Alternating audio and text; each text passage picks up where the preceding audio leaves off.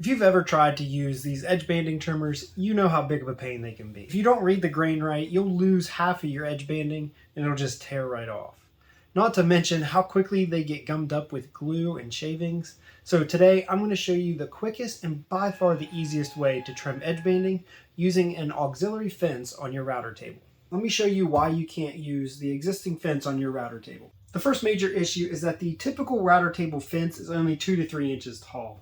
And this prevents you from having good support as you're pushing through large plywood panels. The second issue is that the fence panels don't allow for the overhang of the edge banding that you're trying to trim off. The third issue is that these fence panels are separate. You could run into a problem where as you're pushing the board through, you run into that second fence panel. So let's address all these issues and start building the auxiliary fence. The first step is to get the required dimensions, and I'm going to be basing those off of the sacrificial fence panels. Now keep in mind I have a Craig router table, so if you have a different one, your measurements could be slightly different. One thing to look out for is that the fence panels that we're building need to protrude from your aluminum fence, and in my case the original panels did by about 1/8 of an inch, so we're good to keep the thickness at 3/4.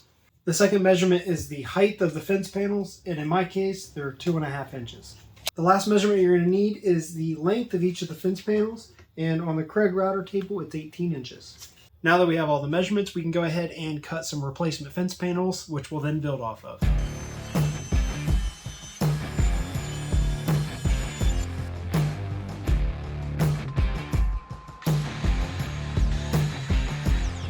The next step is going to be cutting the tall fence panel, which is again going to be made out of 3/4 inch MDF.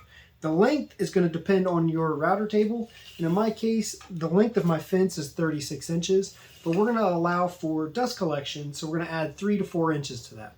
So I'll cut it to the length of 40 inches, and the height, I'm going to go for 12 inches, which will give enough surface area for the workpiece not to rock back and forth.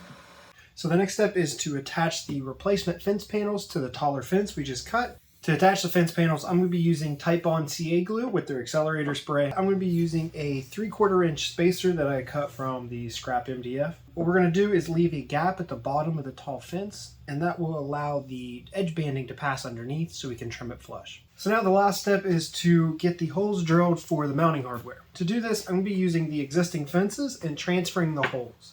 Now the easiest way I found is to take a drill bit that's the same size as the hole. Now you're going to want to use a brad point bit for this, and the tip of the drill bit is going to leave a mark in your workpiece, letting you know exactly where to drill.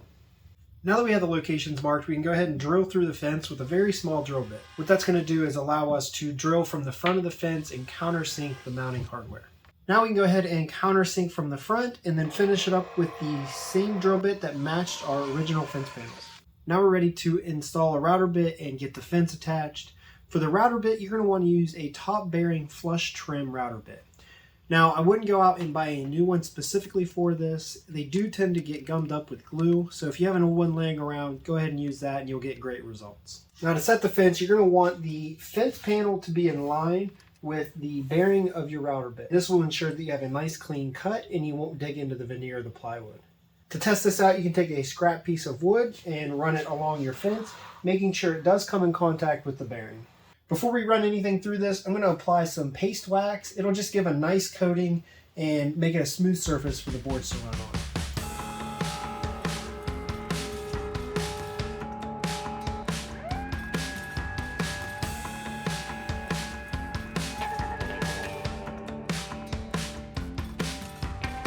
As you just saw, trimming your edge banding using this fence makes it super easy. Also, not to mention, you get perfect clean cuts every single time. One thing to note is you might notice some buildup on the edges of your edge banding, and that's just the glue residue, which can be easily taken care of using 220 grit sandpaper. I hope you enjoyed this video, and I've actually got a few more coming where I used a fence similar to this. This is actually version 2. So here's a sneak peek on my next few videos. I hope you enjoy them, and I'll see you in the next one.